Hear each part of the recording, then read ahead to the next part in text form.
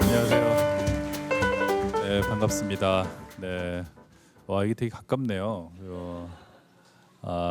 제가 한 10여 년 전에 글쎄 뭐 인터넷 대학교 뭐 이런 것들이 막 생기고 그럴 때 대학의 미래에 대해서 뭐 어떤 선생님들하고 얘기를 좀 나눴는데 거기서 나온 결론이 이런 거였어요. 그래서 앞으로 어떤 뭐 예를 들면 하버드에서 하는 것도 뭐 여기서 듣고 뭐 막 그때는 그런 어떤 환상적 미래에 대한 얘기들이 많이 있었거든요. 근데 안 될 거다. 그래서 한 선생님이 저한테 얘기를 하셨어요. 왜 안 될 거냐 그랬더니 인터넷 강좌에서는 선생들이 실수를 안 한대요. 실수하면 다시 편집할 거 아니야. 다시 편집하고 매끈한 것만 보내주잖아요. 그런데 그리고 선생들이 얘기하다가 뭐 헛소리를 안 하잖아요. 가끔 뭐 삼천포로 빠지는 분들 있잖아요. 얘기하다가 근데 사실은 거기에 되게 흥미로운 게 많이 있는데 인터넷 강좌 같은 거는 딱 짜여진 것이잖아요. 그래서 이렇게 만날 때 느끼는 이런 정서가 없잖아요. 그죠? 하다가 제가 이거 뭐 떨어뜨리기도 하고 뭐 안타까워하기도 하고 뭐 이런 정서가 서로 오가지 않으니까 어쨌든 그래서 결국 대학이라는 것 그리고 사람들이 직접 발로 걸어가서 이렇게 누군가의 앞에 앉아가지고 강의를 듣고 또 선생들은 뭐 얘기하다가 지 흥에 겨워가지고 뭐 딴 얘기도 좀 하다가 막 이런 것은 사라지지 않겠구나 뭐 그런 생각을 했습니다. 어쨌든 이렇게 만난 것도 인연인데 반갑습니다. 네, 제가 전에 최재천 교수님한테 들은 건데 인간과 동물의 행동 중에서 가장 큰 차이가 나는 행동이 하나 있는데 그게 강의 행동이래요. 동물들은 절대 이런 행동을 하지 않아요. 한 동물이 나와서 떠들 때 다른 동물들은 잠자코 앉아서 가만히 듣질 않아요. 절대로. 그리고 뭔가 여기서 소란을 피우거나 그리고 견디질 못해요. 동물들은 어떤 새도 안 그러고 원숭이도 안 그러고 코끼리도 그러지 않아요. 다 어딘가를 가고 있거나 모여서 자고 있거나 이렇게. 인간만이 문명화된 인간만이 앞에서 한 사람이 나와서 쓸데없는 소리를 할 때 참고 50분 동안 앉아 있을 수 있어요. 그래서 문명화된 행동이고 그런 면에서 좀 인류 문명의 어떤 이 벅찬 진화 이런 것들을 느낄 수 있는 현장은 바로 이 강연 현장입니다. 우리는 또 그 인류 문명의 또 저 정점에 이르는 어떤 읽기라는 것에 대해서도 좀 자부심을 가질 필요가 있죠. 책을 읽는다는 것 뭐 다들 좋다고 그러잖아요. 하라고 그러고 뭐 그런데 저는 작가로서 독자들에 대해서 느끼는 게 좀 각별해요. 전에 어떤 작가가 그런 얘기를 하더라고요. 독자라는 존재는 정말 경이롭다는 거예요. 정말 신기하대요. 단지 내 책을 한 권 읽었을 뿐인데 저렇게 맑은 얼굴로 내 앞에 앉아서 내 앞에 앉아서 나를 언제 봤다고 내가 나쁜 사람인지 좋은 사람인지도 모르는데 단지 내 책을 한 권, 두 권 또는 세 권 읽었다는 이유로 너무 친근한 얼굴로 앉아 있잖아요. 친근하게 나를 바라봐 준다는 거예요. 그 사람은 좀 그런 사랑을 못 받고 자란 사람이었나 봐요. 어렸을 때부터. 그래서 친근하고 이렇게 막 정말 저 사람을 아는 것 같은 느낌으로 앉아 있고 그래서 작가들이 거기 앉아 있던 작가들이 다 동의했어요. 정말 그렇다. 이 독자들은 참 놀라운 존재다. 어떤 작가의 책을 하나 읽었을 뿐인데 그 작가와 마치 정신적으로 깊은 소통을 나눈 사람처럼 생각하고 또 그 작가의 책이 나오면 또 어쨌든 사보고 또 그러면서 이렇게 어떤 작가의 경우에는 우리가 한 평생을 같이 살아가는 느낌이 드는 그런 작가도 있잖아요. 그죠? 이 작가가 뭐 5년 만에 책을 냈구나. 에이 뭐 요즘은 좀 못 쓰지만 그래도 하나 사주자. 정이 있는데 하나 사기도 하고 그러다 어느 순간 또 먼 칭찬처럼 잊어버리기도 하지만 어쨌든 인류가 지금 도달한 이 지점에서 우리가 읽기라는 것을 하고 있다는 것은 이 강의 행동 못지않게 좀 이상한 거예요. 우리나라 사람이 쓴 글만 그런 것도 아니잖아요. 다른 나라 사람이 쓴 글에 대해서도 우리는 정말 기다렸다 그 책을 사고 또 그 저자와 말하자면 번역된 책이지만 또 마음의 교감을 느끼고 심지어 죽은 작가에 대해서도 이제 그런 걸 합니다. 그래서 이런 것이라면 나와서 한번 얘기를 해보자. 그것도 와서 책을 읽는 일에 대해서 관심이 많은 분들을 만나보자 이런 뜻에서 오늘 이렇게 오게 됐습니다. 오늘 좀 덥죠? 예, 그래도 오다 보니까 서울 날씨로는 보기 드물게 오늘 대단히 좀 쾌청한 날이었어요. 가시거리도 좋고요. 또 이런 날 만나 뵙게 돼서 반갑습니다. 저는 오늘 여기 처음에 청탁을 받은 것은 명사들의 책 읽는 습관에 대해서 얘기해 달라고 했는데 그 얘기를 하면 뭐 5분 안에 끝나요. 누워서 봅니다. 좌로 빈둥 우로 빈둥하면서 누워서 보는 습관이 있는데 그것만 가지고는 50분 동안 강연을 할 수가 없고요. 그래서 여러분들이 저에게 그런 습관을 기대하는 것 같지는 않고 뭐 여러 권을 한꺼번에 본다든가 뭐 그런 것은 원하지 않는 것 같아서 소설가로서 저도 한 사람의 독자이고 그래서 늘 그것이 궁금해서 왜 사람들은 소설을 읽는가에 대해서 오늘 말씀을 드릴까 합니다. 제가 작년에 뉴욕에서 돌아왔어요. 뉴욕에 한 2년 정도 있었고 밴쿠버에 1년 있었으니까 3년 정도 해외에 있었는데 뉴욕에 있다가 우리나라로 돌아오니까 그땐 서울에 있었는데 잠깐요. 작년에는 가장 이제 달랐던 것이 지하철에서 책을 읽는 사람이 이제는 완전히 사라졌다는 거예요. 거의 제가 가기 전만 해도 무까지라도 읽고 있었어요. 메트로. 근데 이제는 스마트폰으로 다 바뀌었고 동영상을 보는 분들이 상당히 늘어났다는 거를 발견했는데 뉴욕만 하더라도 아직도 전부 지하철에서는 책을 봐요. 그것은 뉴요커들이 잘나서가 아니고요. 안 터져요. 맨하탄에는 휴대폰이 터지지 않아요. 심지어 통화도 안 돼요. 믿을 수 없겠지만 사실입니다. 통화도 되지 않고요. 지금 한 네 개 역에서 통화가 됐다고 되게 지금 막 선전하고 있는 걸 제가 보고 돌아왔는데 아마 지금도 맨하탄의 대부분의 역에서는 뭐 3G니 뭐 LTE니 이런 건 고사하고 통화도 안 돼요. 다들 할 일이 없잖아요. 그래서 책을 봐요. 책을 보다가 브루클린이나 퀸즈로 기차가 올라가면 모두 꺼내가지고 통화하면 난데 뭐 여기 뭐 금방 가 뭐 또 여러 가지 뭐 이메일 확인하고 난리가 납니다. 그런 걸 보면 뉴요커들이 그렇게 뭐 읽는 습관이 우리보다 독한 습관을 갖고 있어서 그런 것 같지는 않고요. 하여튼 우리나라는 지금 IT가 빨리 발전하고 또 너무나 필요 이상으로 많은 걸 깔아놔서 사람들이 다른 이제 삶을 살아가죠. 그래서 소설가로서 이거 나 망하는 건가? 그래서 이 추세가 계속되면 이거 이러다가 직업을 잃게 되는 건가? 이런 생각도 하고 그러면서 소설을 왜 읽는가를 한번 근본적으로 점검해 보자, 한번 생각해 보자라고 해서 저도 독자의 한 사람으로서 좀 깊이 있게 생각을 하게 된 겁니다. 사실 소설이라는 것은 이상한 것입니다. 특히 소설을 읽는다는 것은요, 일반적인 자기계발서라든가 이런 이론서라든가 이런 책을 읽는 것과는 완전히 달라요. 어떤 면에 다르냐면요, 소설은 주제를 찾기가 어렵습니다. 찾기가 어려워야 소설이에요.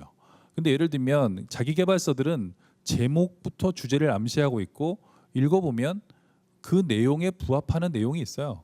그래서 예를 들면 정의란 무엇인가라는 제목으로 제가 소설을 발표했다고 칩시다. 그럼 사람들이 정의에 대한 얘기가 나오겠구나라고 예상하지 않겠죠.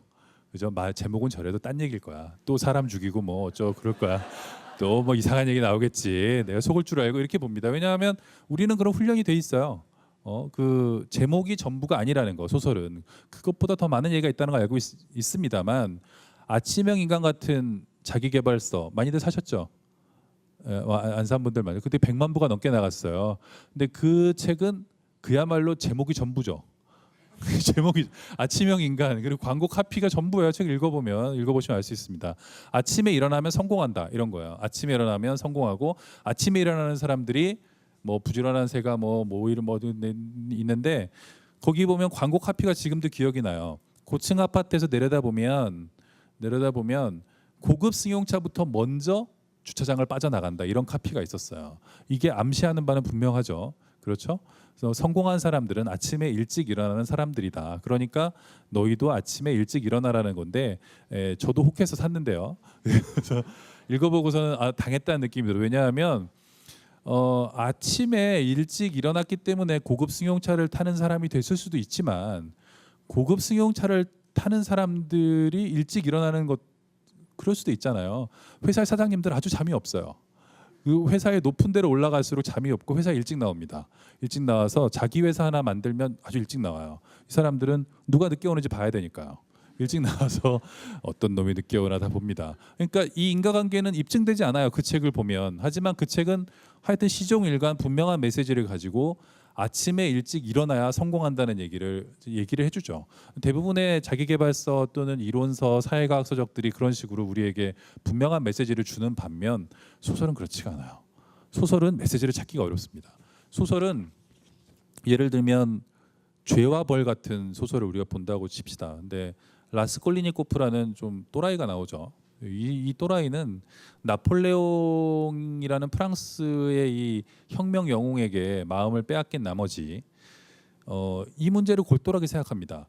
나폴레옹이 말하자면 혁명이라는 대의를 위해서 수백만 명을 죽였는데 자기도 그런 일을 좀 하면 안 될까라고 생각합니다. 그래서 전당포 노파가 쓸데없이 돈이 많은데 저 쓸데없이 욕심 많은 전당포 노파를 죽여서 그 돈으로 좋은 일을 하면 되지 않을까라는 생각을 합니다. 이 생각에 너무 골몰한 나머지 전당포 노파를 죽이게 되죠. 그죠? 다 내용들 아시죠? 물론 많은 분들이 요약본으로 보셨겠습니다만 그래서 죽이러 들어갔는데 난처한 것은 뭐냐 하면 그 노파의 조카까지 거기 있는 거예요. 할 수 없이 그 조카도 죽여버립니다. 그러니까 노파만 죽이려고 했는데 대의 명분으로 죽이려고 했는데 할 수 없이 2명을 죽이게 된 거잖아요. 낭패죠. 하지만 이 사람은 계속해서 대의 명분으로, 그러니까 즉 다수의 이익을 위해서 소수를 희생하는 게 올바른가라는 생각을 합니다. 이 소설의 주제를 찾기는 대단히 어려워요. 그렇죠. 살인을 함부로 저지르면 안 된다라고 보기에는 인과응보가 너무 없습니다. 라스콜리니코프가 갑자기 체포돼 갖고 뭐 울부짖는 것도 아니고요. 근데 알베르 까뮈의 이방인 같은 소설도 주제를 찾기가 어려워요. 보면 햇볕이 너무 눈부셔서 막 사람 죽였다 그러잖아요. 죽였다 그러고 어제 엄마가 죽었다. 오늘인지도 모른다. 뭐 이런 놈이 있어. 그리고 이런 놈은 그리고 계속 방황하고 여자친구랑 해수욕장 가서 뭐 해수욕하고 엄마 죽은 생각도 가끔 하다가 알제리 사람도 하나 쏘아 죽입니다. 그리고 마지막에는 난데없이 뭐 신부와 논쟁을 벌이기도 하는데요. 주제를 찾기가 대단히 어렵다는 게 소설의 특징입니다. 그러니까 소설은 지금 존재하는 서점에 있는 수많은 책 중에서 섬처럼 이상한 세계를 사실은 이루고 있어요. 사람들이 소설이 가장 잘 팔리는 장르이기 때문에 그런 이질성을 잘 못 느끼지만 소설은 아주 이상한 것들로 모여진 그런 세계입니다. 그래서 이 세계에서는 소설을 읽어나가는 경험은 그래서 대단히 어렵습니다. 마담 보바리 같은 여자를 보고 그런 무슨 교훈을 얻을 수 있겠어요? 바람을 피면 죽는다?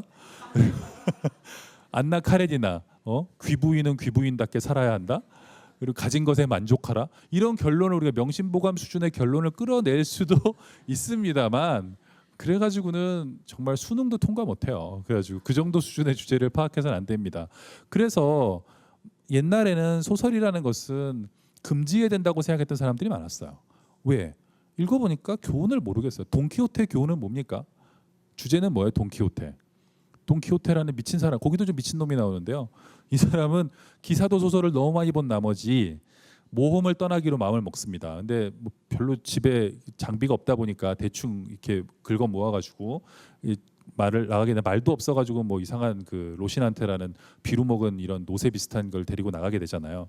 근데 현대로 비유하자면 이런 거죠. 어떤 애가 판타지 소설 반지의 제왕 같은 거 열심히 본 다음에 엄마 나 반지 찾으러 갈래요. 그러고 나간 거랑 마찬가지예요. 반지 찾으러 가야 된다고 세상이 위험에 처했다고 미친놈 아닙니까? 그래서 돈키호테가 떠난 뒤에 가족들이 전부 그가 읽고 있던 책을 불태워버려요. 왜? 책을 읽다가 사람이 이상해졌으니까. 집에도 그런 일들 겪으신 분들 있죠. 집에서 너무나 얘가 무협지나 판타지를 많이 본다고 아버지가 다 갖다 버리라고 뭐 그러고 실제로 갖다 버리는 부모도 분명히 있습니다. 이런 그러니까 돈키호테 같은 경우도 가서는 계속 바보짓만 하면서 왔다 갔다 해요. 뭐 귀부인도 아닌 여자를 구해주겠다고 하고 계속 끝까지 뭐 별다른 일이 일어나지 않습니다. 근데 이런 걸 보면 독자들은 혼란스럽게 생각하고요. 그래서 돈키호테는 너무나 엄청난 베스트셀러였지만 중남미에서는 이제 판매가 금지되기도 했어요. 사람들이 너무 많이 읽는데 위정자들이 읽어보니까 이상한 얘기예요. 안 되겠다. 금지시켜라 그랬더니 뭐 밀수하고 난리가 났어요. 읽어본 별 내용도 아닌데. 그리고 백경 같은 소설을 봐도 그 주인공은 그 고래를 쫓는 A협 선장의 배에 우연히 타게 되죠. 이스마엘이라는 사람이 타게 되는데 그걸 보면 광기와 집념의 세계잖아요. 그죠? 그걸 보면은 사람이 한번 마음을 먹으면 끝까지 최선을 다해야 된다. 이런 결론을 얻기는 대단히 어렵습니다. 에이어브 선장은 완전히 미친 사람이고 그 자기가 잡으려고 했던 고래의 뼈로 발을 했다는 이런 상징적인 인물이죠. 그러니까 우리는 소설을 읽을 때 이런 난해한 세계, 이상한 세계, 이상한 인물들을 마주하게 됩니다. 또한 소설은 읽을 때는 두 가지 뇌를 동시에 써야 돼서 되게 피곤합니다. 어떻게 되냐면 좌뇌는 어떤 기능을 하죠? 좌뇌는 좀 논리적인 기능을 하죠. 이성적이고 수학, 뭐 논리적인 판단, 이성적인 추론 이런 것들을 주로 담당하게 되고 우뇌는 감정적인 걸 담당하죠. 이렇게 뭐 어떤 걸 듣고 느낀다던가 이런 어떤 감정, 감상, 슬픔을 느낀다거나 이런 것들을 운해가 담당하게 되는데요. 소설을 쓸 때는 좌뇌와 우뇌를 동시에 써야 돼요. 어떤 얘기냐면 여러분들은 소설을 읽을 때 이런 일을 경험하게 됩니다. 처음에는 스토리를 보게 되면서 이 스토리에 대해서 생각하게 되죠. 그래서 이게 무슨 얘기인가 도대체. 예를 들어서 안나 카레니나를 읽는다면 처음에 너무나 다양한 이름이 나옵니다. 그죠? 다양한 이름이 나와서 이름을 외우는데 좌뇌를 사용하게 됩니다. 이름을 겨우 외웠더니 아명이 막 나. 알료사라고 부르고 한 번 부르기로 한 이름으로 계속 부르면 될 텐데 이반이 됐다가 얘는 뭐 안료사가 됐다가 뭐 나중에는 뭐 다른 이름으로 막 부르게 되죠. 그래서 계보도를 그려야 되나 이런 생각을 하면서 책을 읽게 되는데, 그렇지 않은 소설이라고 하더라도 여러분들은 논리적인 추론을 통해서 줄거리를 따라가야 돼요. 그죠? 아, 이게 이렇게 된 거구나. 그런데 잠깐 배경이 또 바뀌어서 다른 인물이 등장해요.